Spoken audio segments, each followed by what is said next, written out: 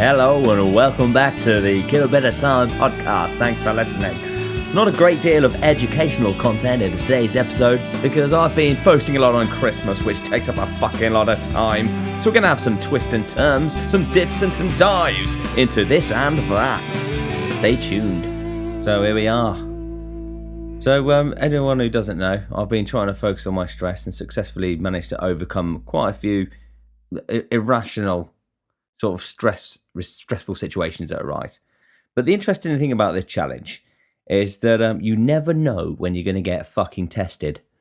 And I got tested big time just before doing this podcast. I just woke up from a lovely little nap. And as soon as I wake up from a nap, that's prime time I can get stressed. I don't know why. As soon as I wake up, I'm fucking imbalanced. I'm high on the Richter scale at that point. I'm a fucking I wake up just bipolar for some reason. It takes a little time to level out. Anyway, I thought, I know what would chill me out. Mrs. has gone to B&M. I'll fucking record a podcast. Because I'm getting a day early. Get ahead of the game. That will chill me out. I thought, yeah, good shout. I'll go and do that then. I made myself a little cup of brew, as I like to do. And I started clearing the desk and just spilt my brew all over the fucking table, like a good third of it. And a third of a cup of brew is quite a lot.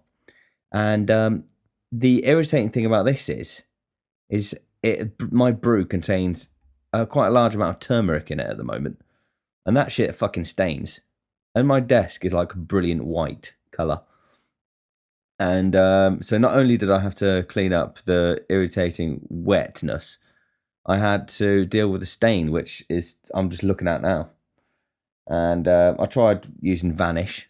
Sort of mottled it away with a microfiber cloth, did nothing. And I might try some bleach later. But right now, it's dry. I've done as much as I can do. How did I react in the moment? Did I become stressed? Yes. Yes, I did. That's the short answer. I felt a physical stress response. It's always like in the chest. I feel like I'm about to be sick. The feeling of anger. It's like bubbling up through my fucking esophagus, and I'm ready just to fucking bite a fucking chunk out of the desk. But I thought like the Inuits do, and I thought, right, no, this is exactly when you need to put this shit into practice. Don't react. So I didn't, and I just went down and cleaned it up. So how do I feel now? The weird thing is, it's that that feeling of stress sort of took quite a while to fade away. It was like a bomb had gone off in my lungs, and it was like the echoes of that fucking explosion would just took a while to subside. I didn't respond to it, but it still happened. So yeah, I mean, I'm pleased I didn't respond, but in the same breath, hopefully in the future, I just won't get that fucking physical response kick in as well. I felt a little bit like, has anyone ever seen No Country for Old Men? It's about this bloke who's had his suitcase nicked off him, and he's fucking livid. He is fucking livid. His big suitcase full of money. I think it's got like $4 million or something. And back then, that's a lot of money. And he's just hunting his fucking money down. And you can tell he's fucking livid. But he doesn't show it. I don't know how. He's a great actor. He managed to get across that he's pissed off without fucking doing anything. I think one of the iconic scenes to explain how he felt when he was in that moment is he screwed up a chocolate wrapper, like a those foil type cellophane wrappers, screwed it up into a ball and carefully put it on the side, and then it creaked open again, bit by bit. If you haven't seen it, you won't get the reference, but if you have, you'll know what I mean. And I felt like him in that moment. Sort of calm and collected on the outside, on the inside, wanting to just tear the fucking universe apart. But anyway, moving swiftly on. I just had a little recap of one of my podcasts a few weeks ago, and it reminded me of something that I need to give you a little update on. So the old Christmas situation, it links quite nicely into the stress situation. A few weeks ago, if you remember correctly, I was getting stressed out and worried about fucking dickheads from head office. I work in a kitchen, anyone who doesn't know. Trying to make me do 600 covers on fucking Christmas Day. And since then, my complex manager, my partner, and myself, we won the battle where we're doing no more than 195. We're doing 195. That is it. I mean, it makes fucking sense because the capacity of our restaurant's only 200 anyway, and we want to give people 2-hour windows. So cramming 600 people into a 4-hour situation with 200 covers, giving everyone 2 hours go each on the tables, doesn't make mathematical sense anyway. It's just head office being fucking retarded. So yeah, the only way that it could actually make sense is if you gave people the window, started turning tables at 2 o'clock, 1:30, 2 o'clock, and then resetting and resitting for another service at 4. But anyway, without getting into the nitty gritty, it doesn't work unless you got a team that all fucking live late long day. And they might do that, but I said to them, if they want to keep us on, if they want to do that plan and reset the whole restaurant and do it again, then they can get another team in. Because my team, I'm finishing at 3 o'clock, 3:30. If you want to use my kitchen, by all means, fucking go ahead. But I'm leaving at 3:30. And we got our point across, and we succeeded. Luckily, our regional director is fucking on our side. And we sort of got our way. So, but we've used our kicking off credits up now for the year. You only get to kick off once, really, before you get labelled as someone who just kicks off all the time. But I think we saved it up towards the end of the year, used it at a good point, job done. So I didn't need to worry or be stressed. And it's easier to say that in retrospect. I'm going to try and apply it, as I have been doing, to future little worries and niggles that crop up and arise. There's no need, like I said before, in 3 months' time, I won't remember what I'm pissed off about today. Anyway, another little cheeky little update is the old Bond binge. If you remember correctly, that was sort of like, I'm a bit lost for a short-term plan at the minute, and I'm trying to fill the void with a Bond binge. Sorry, I'm just going to have a little sip of my brew there. Bastard fucking yellow brew.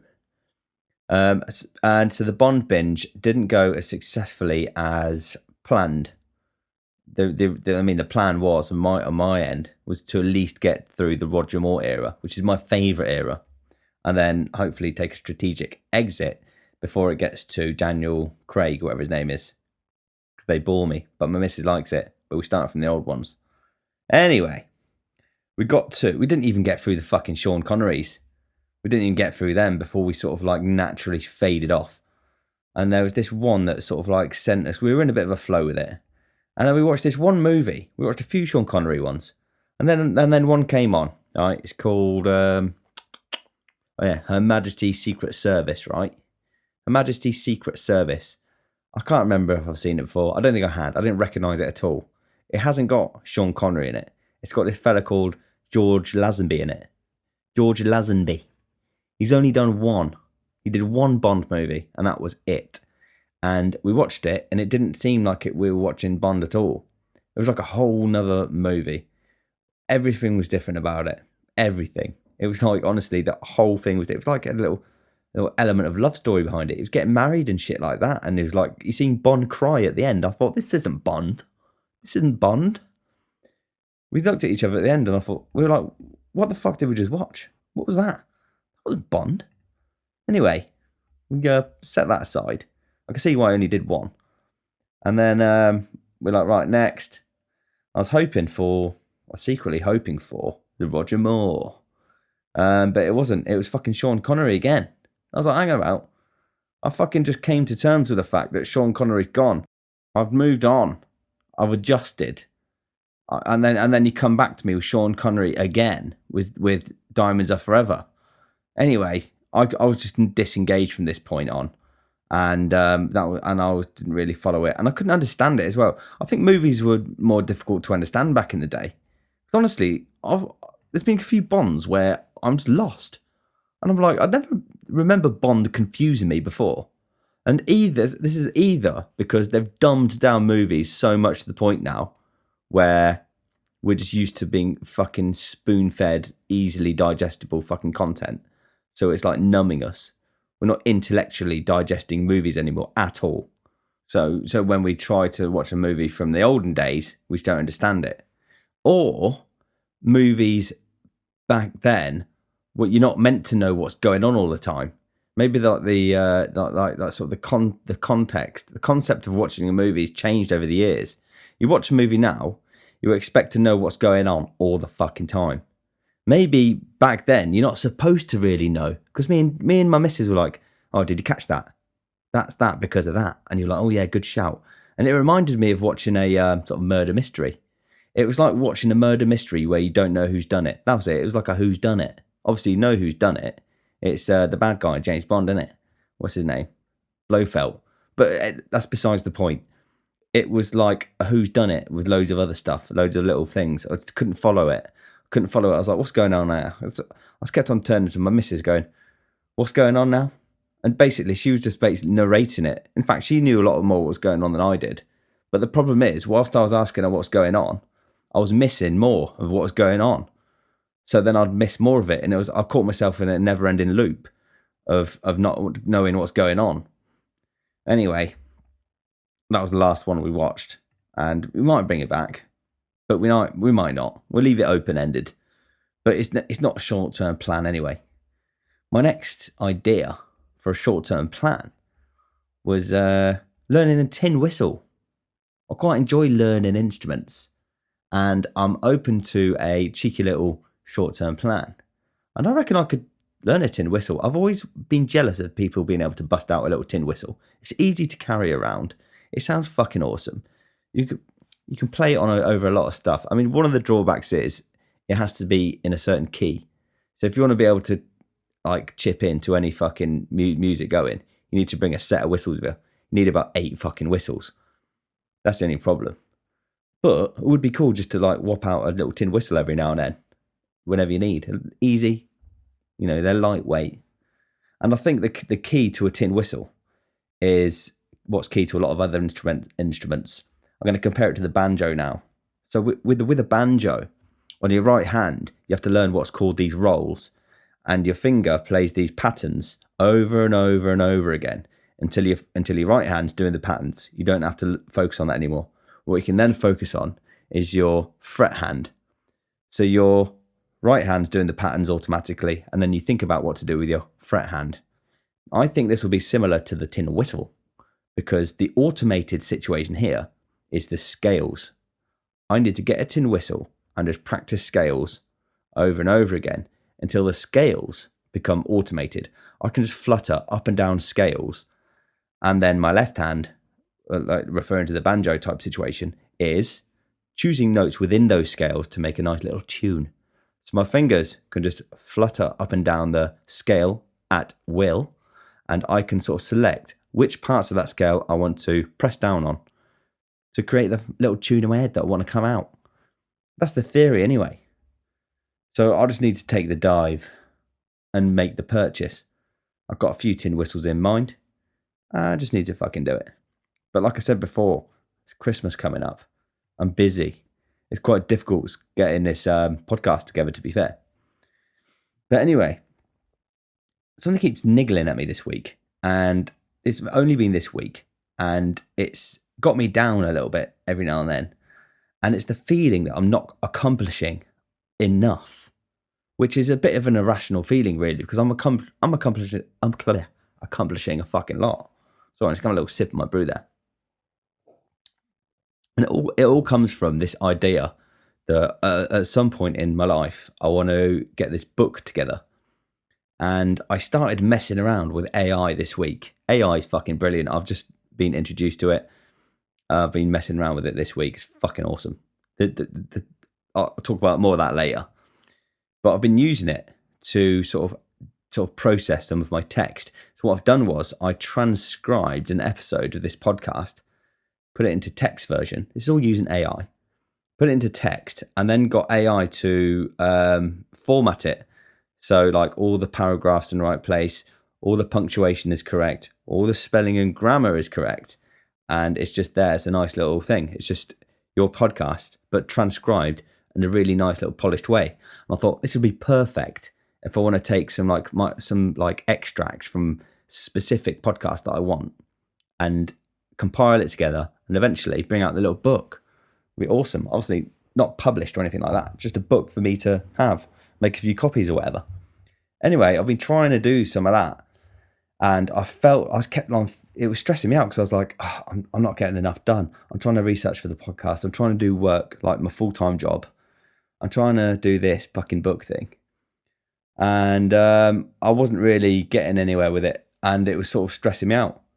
So at one point, I just had to take a step back and go, why do I feel like this? My brain has tricked me into feeling anxious about my own interest in hobbies. It's absolutely ridiculous. So because I kept on thinking, why are you making a book? What's the point in that? And I misinterpreted that as my little neg gremlin, because my little neg gremlin sometimes pops up and says, what's the point in that? What's the point in that? And I just got into a habit of totally ignoring it. As soon as I get a thought that comes into my head that says, why are you doing that? I instantly dismiss it as the fucking neg gremlin and I send him packing. But the problem with that little theory is every now and then you get a rational thought come up that says, why are you doing that? And the rational one that I was ignoring was the question, which was, why am I making a book? And so what I should have done, which I've done now, is instead of ignoring that question, I should have answered that question. Why am I making a book? So the reason that I want to do it is I want to leave a little legacy for my little girl, or maybe her little family, if she has one. I'd like, this is like granddad's book or whatever. This sort of like sums him up, and, you know, it's a bit of his personality, some stories, memoirs, you know what I mean? Just in a little book form. It'd be awesome. And it's a way of getting like some of the music I've written down in my life, even though it's just sort of like jokey songs. It's still music that I've written. I was going to put it in the book, and it's just a little legacy I can leave behind. And as soon as I sort of looked at it and what I'm going to do, I felt like I then processed the thoughts, and I felt a lot better about it afterwards. So I was like, okay, so sometimes instead of just ignoring the question, what's the point in that? Why are you doing that? You need to answer that question. It's not always the neg gremlin. Sometimes it's just the little rational gremlin coming up. So I've done that now. I've processed why I want to do it. It's made me feel less stressed. I'm not on a deadline. It's an idea that I came up with. It's a construct that doesn't exist yet in my own mind. That something I'm going to produce in the future. And somehow I've twisted it around and got stressed out about it in my own fucking brain.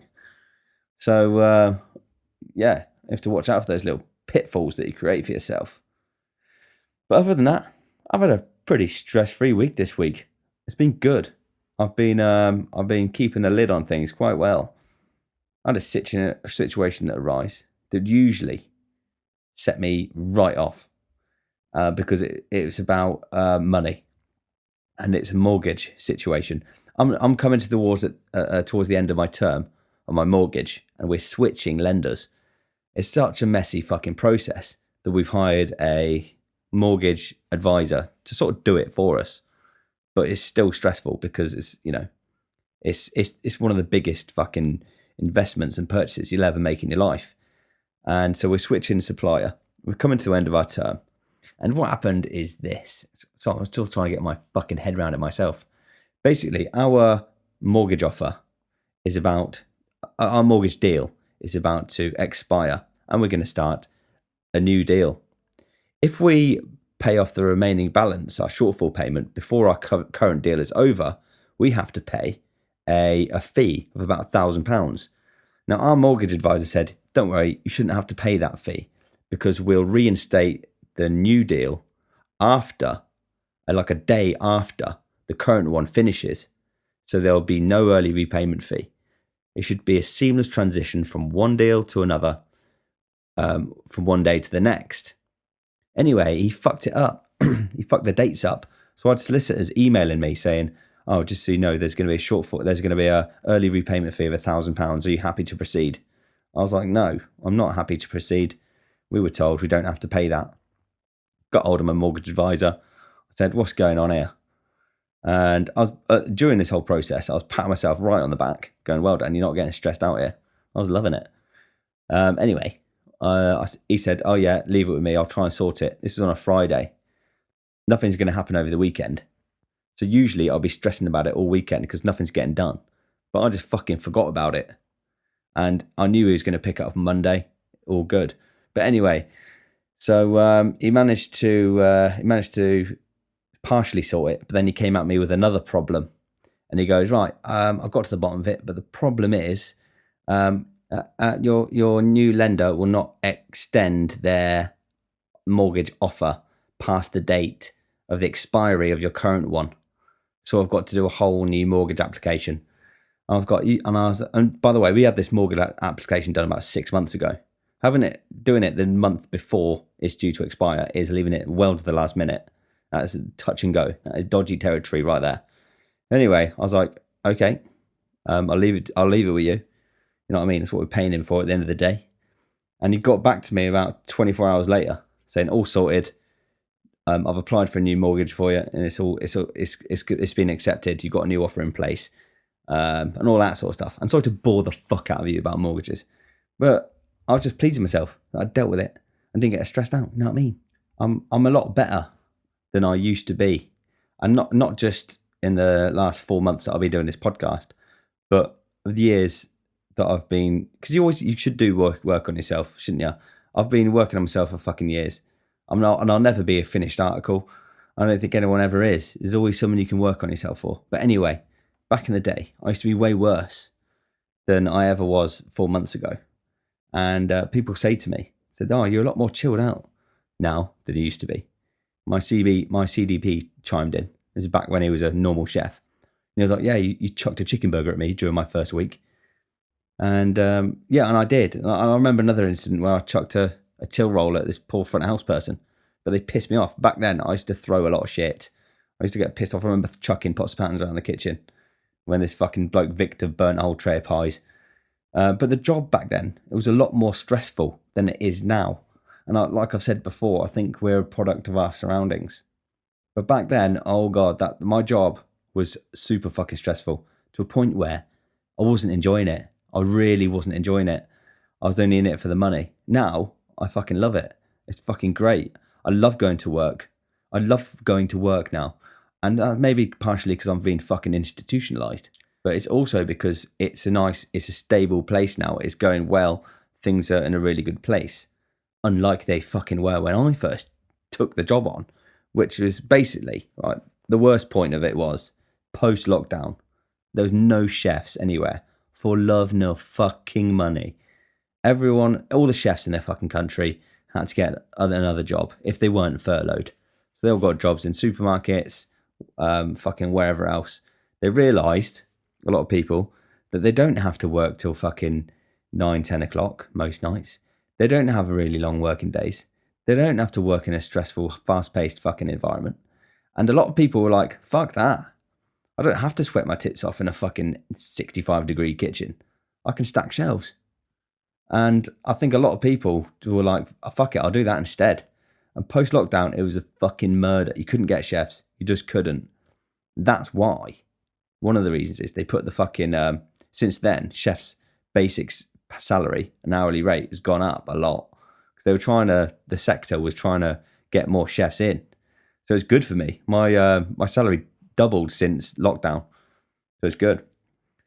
And but yeah, so at the time it was just really stressful. I had no chefs, minimal people. I had people from front of house helping me in the kitchen, and it was just, I was working a lot. I think I was working like 5, sometimes 6 days a week, doing long hours all day, sometimes from like 7 in the morning till 10 o'clock at night. I had agency chefs in, and right, I'll just list a few of them now. There's one bloke, this mental military bloke, fucking basically helicoptered in. This agency fella, okay? And he was mental. He was a big fella. He was in his late 20s. I knew he was mental when I first locked eyes on him. I thought, oh, fucking hell, here we go. He looked like someone you'd probably avoid walking past in the street. He had that look about him. We go, fucking hell, avoid him. He looks like trouble. And some of the things he said to me was, You'll get blood out of me. You'll get blood out of me. And I was like, right, okay, we've got a card here. What he meant is like, he's going to work really hard. That's fine. But he had an evil look in his eye. And then he said, I said, right, you go on your break now, mate. He said, no, I don't take breaks. If I get a break, that'll break me. I was like, what do you mean it'll break you? I was like, fucking hell, here we go. I had a health and safety inspection drop on me whilst this lunatic was in the kitchen, which did not look good. I had a delivery turn up whilst this health and safety situation was going on. I had him knocking about the kitchen. He could sense that there was like things were on high alert, which set him right off. And he thought he could go out to the delivery and stack up about 12 fucking boxes because he thought the delivery had to be packed away as quick as possible. He took a stupid amount of stuff in all at once. It fell over, cherry tomatoes fucking rolling all across the fucking floor. Shit everywhere. Fucking health and safety inspector look at me with a fucking clipboard with just that stony little look they give. And I just wanted to say, he's not mine. He arrived today. I have nothing to do with this bloke. I didn't hire him. He's not me. It's nothing to do with me, this guy. But I couldn't. I just had to sweep all the shit up, all the stock that went on the floor, which ordinarily I would have fucking kept. But obviously she was there, I had to chuck it all in the bin. And so that was it. Oh, yes. And he said to us as well, he said, oh, well, I used to be in the army, but they used to bully me. They used to bully me, I did. And he's a big fella, big. Like, it was not just tall, but he was built as well. I thought, how the fuck is he getting bullied? Fucking hell. Anyway, that was him. This other bloke I had called Victor. Bless him, he had a good heart, but he was just fucking shit. He was about 65. He had a strong Jamaican accent. He was funny. He used to be a boxer, and on his break he always used to be outside shadow boxing. Victor, his name was. And he used to smoke little rollies that looked like spliffs. They were like really small one end and really fat at the other end. And it was funny, but it was just shockingly shit. He couldn't cope with the fast pace of the kitchen. I say, can I have another kid's spag bowl, Victor? And he'd always go, another one. Yes, Victor, we're going to sell more than one fucking kid's spag bowl in an evening. We'll probably have another 10 come through in the next half an hour. Give me another fucking kid's spag bowl. So that was him. And he used to burn shit all the time. He used to drive me nuts. George, right, this other fella, right, this London geezer, real Cockney London geezer, Black George we used to call him. And he was all right, but he was a bit of a pervert with the girls and that. And you just had to keep him away from front of house staff because he's had complaints from other places he's been to. He's good. I like him as a person. You just need to keep him away from people sometimes. He's a little bit, he says things that make you want to cringe. So you keep him away from the front house staff. You keep him down the grill. Down there, George. You're down there. You stay down there. But the problem with George was he used to do everything with his fucking hands. And I mean everything. Stirring spaghetti in a pan with his hands. Plucking fish out of a fryer. You could see he was burning his fingers. He would refuse to use tongs. He'd just like picking it out of the fryer. Just get a fucking pair of tongs, George. Pizza sauce on bases. Normal people use a fucking ladle. He used to scoop it out of his hands and smear it on. And you know when George had been in? Because there was little like sauce handprints all over the fucking kitchen. On the cling film holders. On the doors. On the light switches. Oi, George is about. How do you know? Because he's fucking sauce handprints everywhere. So I used to wind me up about George. Fowler, this other fellow we had, agency. This is all agency team. This is during like when we're busy. Yeah. Where's Fowler? He should be down the grill.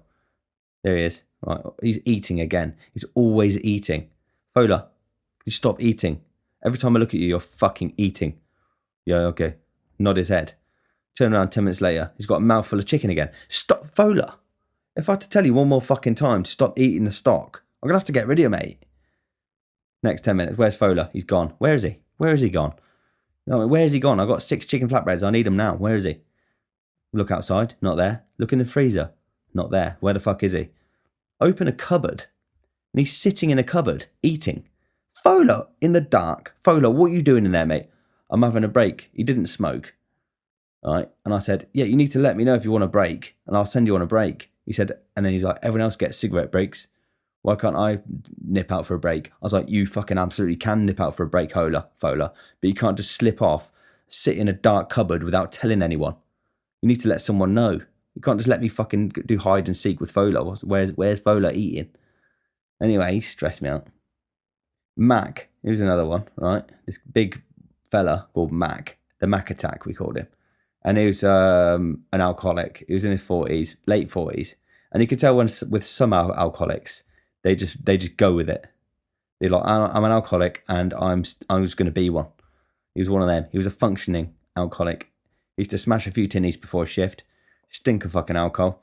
Nip back. Oh, I just need to go back to the lodge, chef. I just need to nip back for a sec. Yeah, you go on, Mac. I know what you're fucking doing. You'd never bring it in, but you needed quite a few trips back to the lodge. And we all know what for.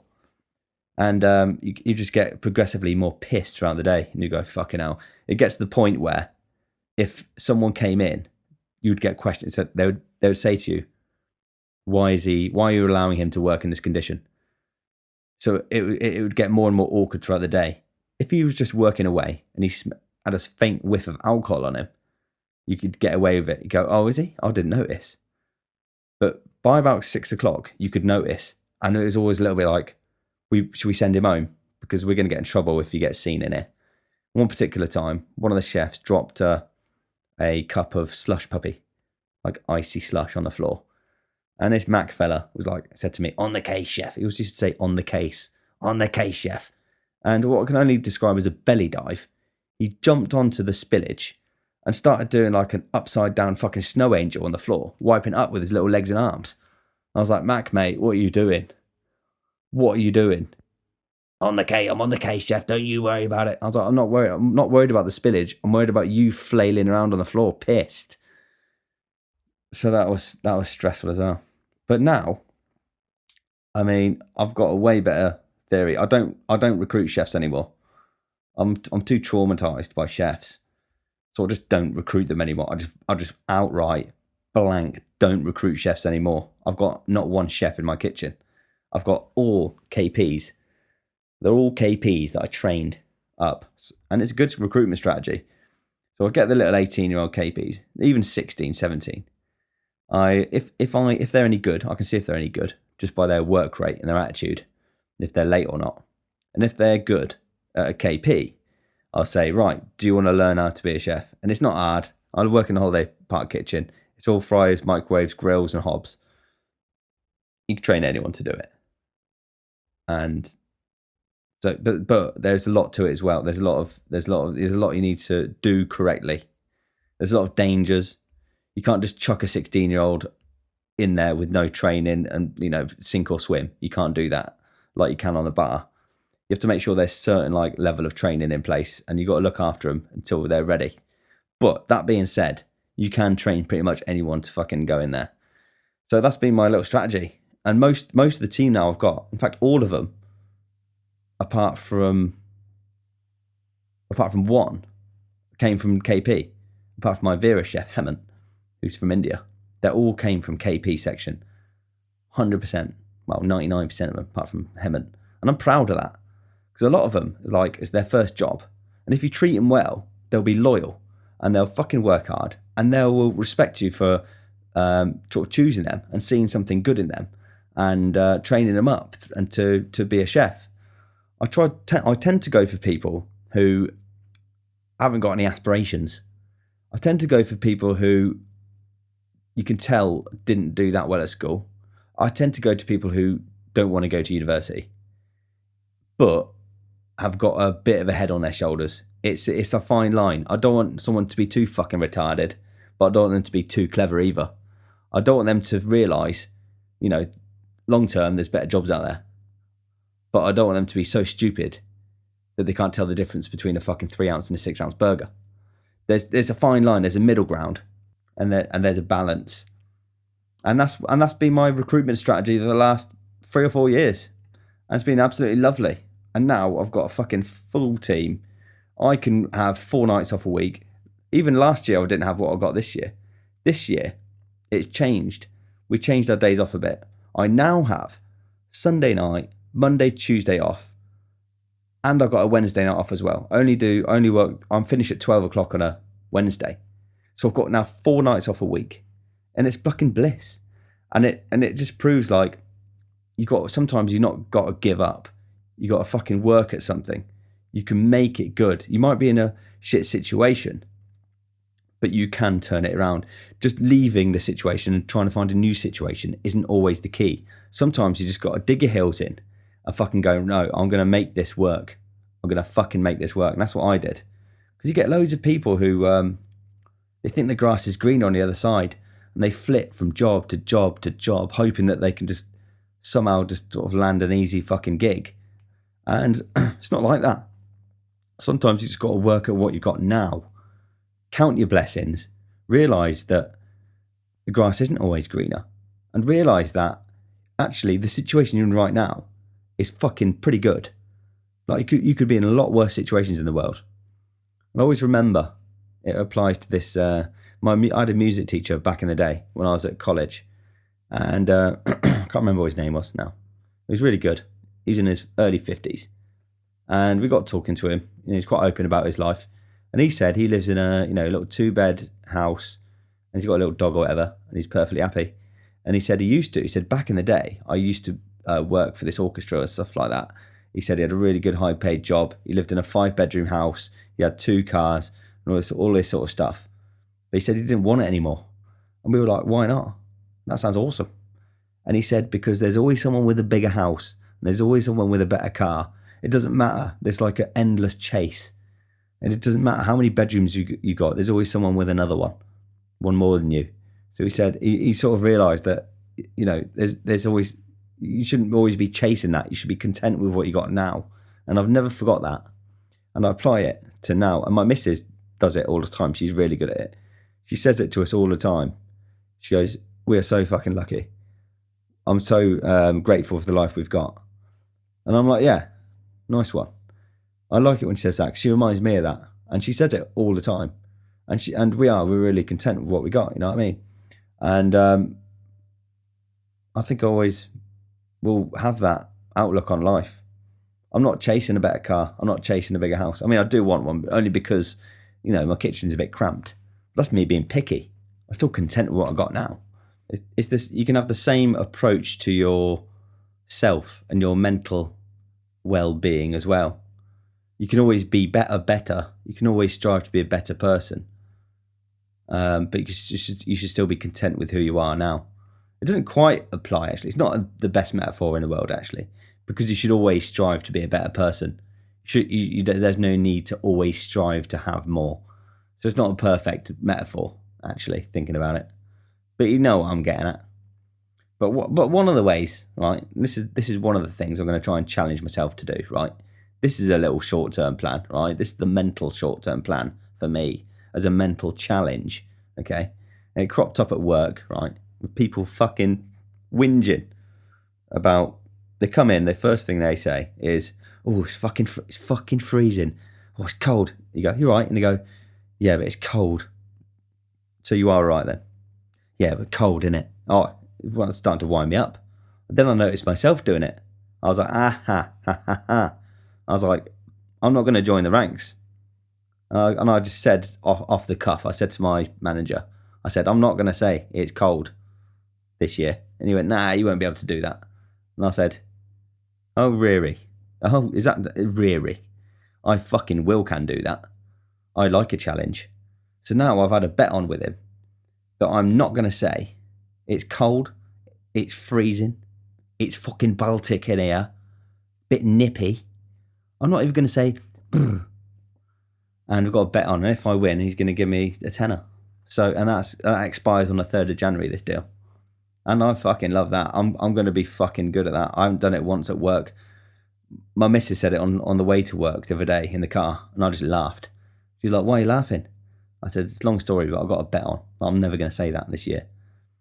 And it started at work, but I thought I'd better not say it at home as well, because I need to get into the habit of it, because sometimes it's like a reflex, isn't it? If I'm at home and I say to my missus all the time, oh, it's fucking freezing, I might accidentally say it at work. So I'm doing it in the house as well. I'm doing it at home. I'm applying it to the rest of my life. I'm never going to, this year, I'm banned myself from saying it's cold, it's freezing, it's nippy, it's Baltic. And because it would be a good challenge. It's a good mental challenge. Because it is difficult not to say stuff. Like if you feel something, you tend to fucking describe it, don't you? Also, it's a bit of an experiment as well. It's not an experiment just for the mental control, but it's also an experiment for me. I've got a theory that if I don't say it's cold, maybe I'll feel less cold. That's my theory anyway. I'm going to see how it works. A little bit like if you don't react to the stress, you don't feel stressed.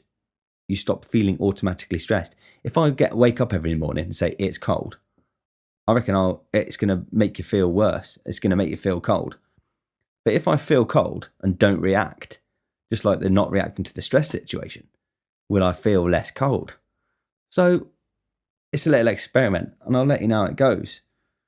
But it's also good because it's good practice in not moaning as well.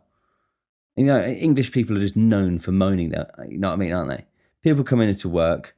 I've been trying to notice it recently because I knew I was going to do a little moaning feature on the podcast soon. So I've been trying to pick up on what people are fucking moaning about. And they come in and fucking everyone moans about something. You right? Yeah, cold though. You right? Yeah, tired though. Tired. Everyone's fucking moaning about something. As soon as you see them, they always pop out with the little fucking default moan. How are ya? You right, mate? And then the default response is to start listing your fucking problems that you got. And if you say, "Are you alright?" to someone, and they haven't got a little problem up their sleeve to whip out, they'll tend to say, "Yeah, I'm alright," or they'll say, "Yeah, not too bad." It's like they're searching for a problem, but they can't think of something, so they whip out a "I'm alright" or "not too bad." But you do have to be careful sometimes, because sometimes people have a genuine fucking reason. Like today, for example, this happened today. One of the supervisors came in. I said, "You right?" And he goes, "No, I'm fucking tired." And I was like, "Fucking hell, always fucking moaning, aren't you? Moan, moan, moan. You fucking all you ever do." In like a sort of jokey way. But he was like, "No, my cousin. I've been out looking for my cousin all night in Weymouth because he had a mental breakdown. He was found unconscious after taking an overdose." I was like, "Oh," and then we had a bit of an awkward exchange of glances, and I sort of regretted mocking him. So you do have to be careful as well, because sometimes people have a genuine fucking moan up their sleeve to fucking trip you up. But it is true though. People do fucking just automatically moan. You know what I mean? So he couldn't get annoyed at me because I had a good point. Yeah. But it's weird. You never see people going. You never say to people, "How are you?" And they go, "I'm fucking fantastic. I'm absolutely fucking brilliant." If they did, if you said to someone, "How are you?" and they said, "I'm great," that would be usually followed by an interrogation. You go, "Why?" You feel, why? Why do you feel great? It's such an English thing, isn't it? You're expected to be pissed off. So if you say that you feel great, that gets challenged. Why? Why do you feel great? Sometimes people don't even have to say anything. They can just look happy. And that's enough to draw questioning. If I came into work, or anyone came into work, just smiling, with a little skip in a step, a little jolly walk, someone would probably say, why the fuck is he so happy? Why the fuck are they so happy? Why are you not? Why should we automatically be pissed off? And if you are fucking happy, what's with the interrogation? It's automatic interrogation there. It's fucking bizarre if you actually look at it. Well, I think most people just don't want to draw attention to themselves, so they just act pissed off even when they're not. They just don't want fucking a line of questioning. I'm going to go in. I'm going to say I'm tired. Say, "Yeah, not too bad." Look, have a little bit of a frown on. I'll fly under the radar. No one will suspect a thing. I'm secretly fucking well happy. If I came in going, "Right, lads, I'm fucking buzzing today. Don't know why. Just feel good." They'll be like, "Why? They must have a reason. What's happened? What's happened to make you so fucking chipper?" So I reckon a lot of people just, they fake feeling pissed off to join in with everyone else. And then it's like a self-perpetuating culture of people just being pissed off. And I think that's how it spread. I think that's how the English sort of thing spread. It's just people joining in with everyone else. But yeah, even if you're feeling absolutely fine, you got to have a few backup moans up your sleeve, haven't you?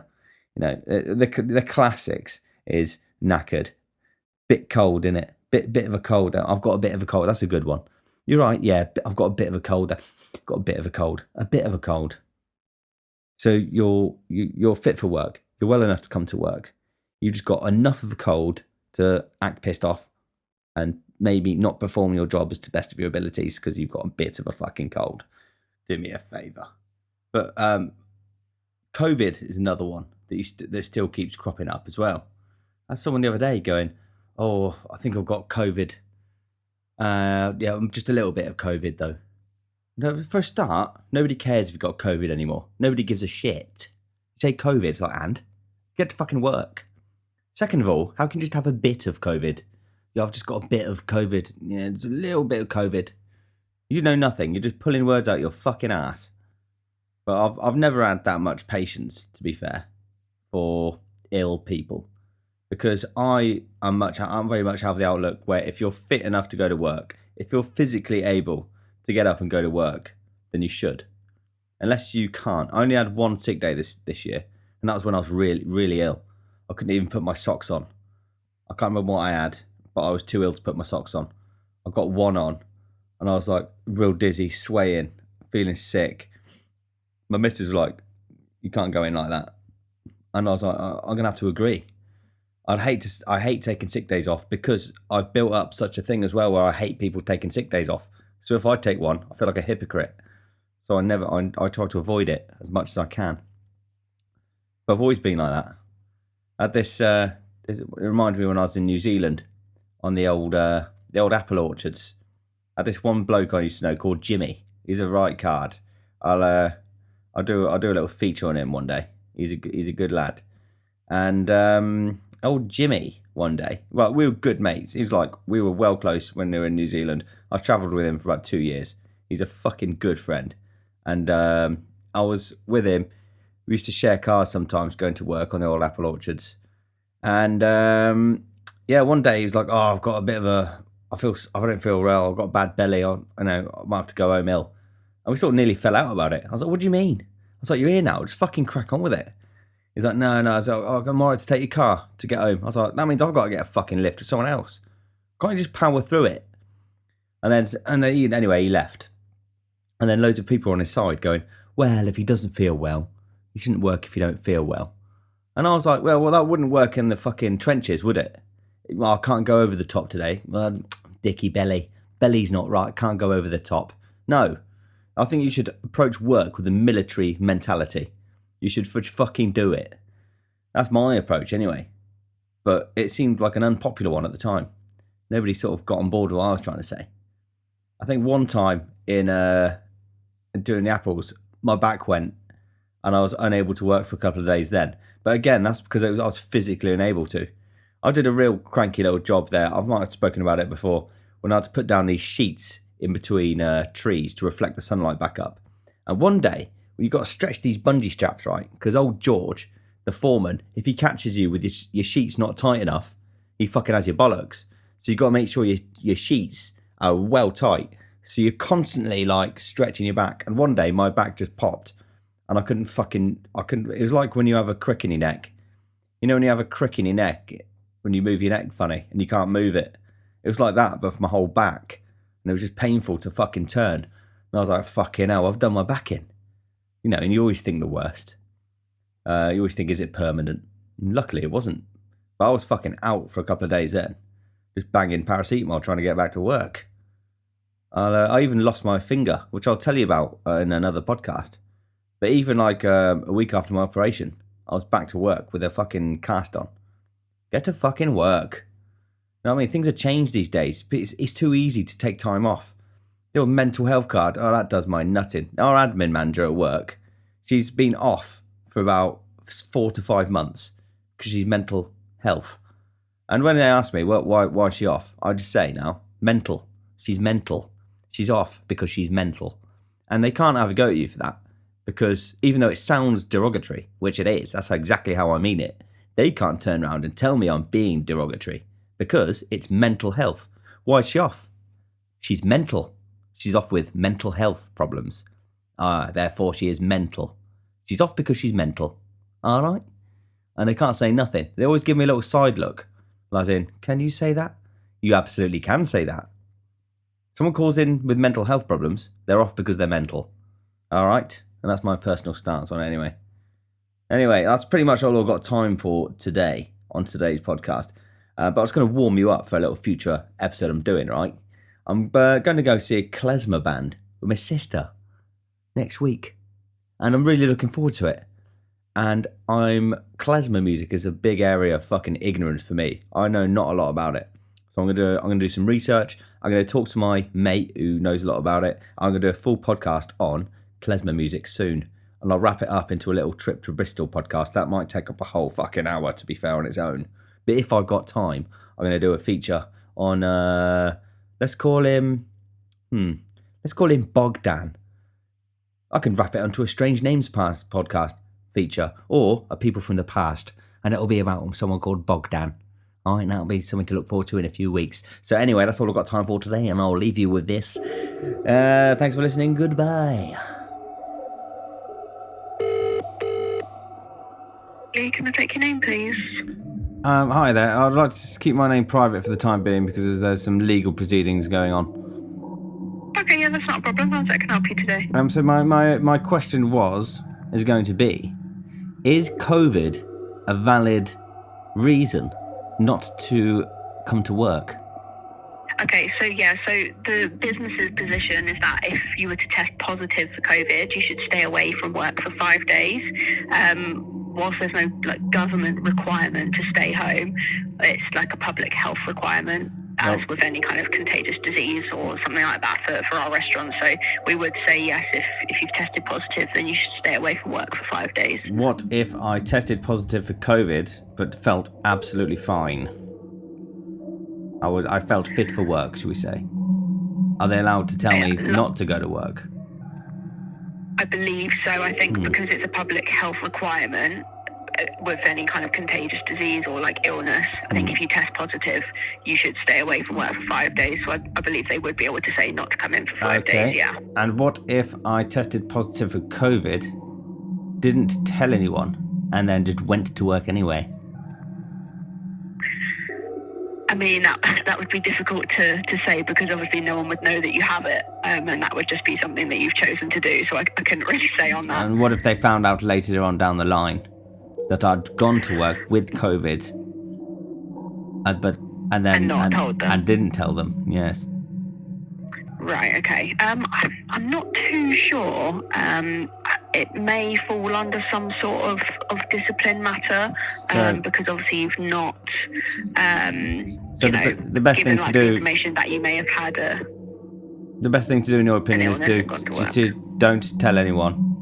Keep it quiet. Say that again, sorry. So the best thing to do is to don't tell anyone. Keep it quiet.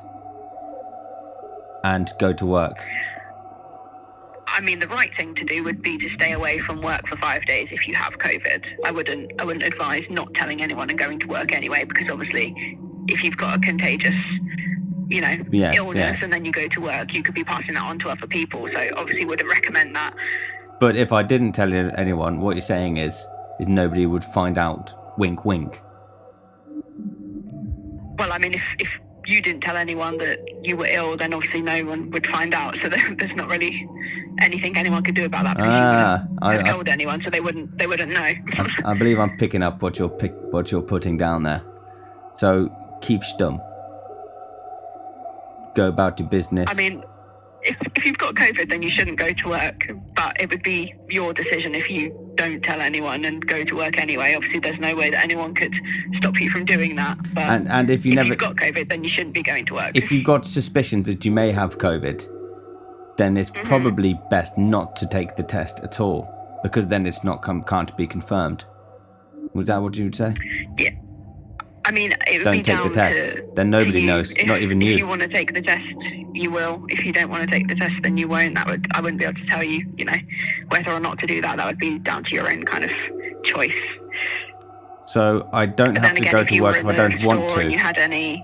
But morally, you should. Again? Morally, as a moral obligation, you should. Yeah. You should go to work. Yes. Thank you very much. Well, as a moral obligation, if you've got COVID, you shouldn't go to work, no, in case you spread it to anyone else. But what if they're really busy at work? They're a man down. They're going to be struggling without your assistance. Then the moral compass sort of changes. That's not really anything that you can help. If you're ill and you've got COVID, then unless you feel like control that. You feel as though you can work, then you can go in. Like the cavalry, dig them out there. Yeah, I mean, I understand what you're saying. However, say for example, you did have COVID and you went into work because you felt fine. However, when you were in work, you then passed it along to 5 other people, and they all caught it and then actually got quite ill. And then there's 5 people down just because you went in on one day. Do you know what I mean? Like, yeah, it's true. But like you said at the start of this, pass it along, you know? like you said at the start of the conversation, COVID has changed now, so it's not as bad as it was. So if there was 5 or 6 people that had COVID, and if they didn't take the test, they'd never know, and they felt fit for work, then nobody would know. So nobody just needs to talk about it, and then it should be fine. I mean, that would be your choice if you were to take a test or not. I can't say whether that's right or wrong morally. That would be your choice. But our stance is that if someone has COVID, they should stay away from work for 5 days. Well, thank you very much for clearing that up. You've been a big help there. Enjoy the rest of your evening, and I'll see you later. You too. Thank you. Goodbye. Thanks. Bye-bye. Bye. Seems like they're just covering their asses there. Killed a bit of time though anyway. Seen a bit.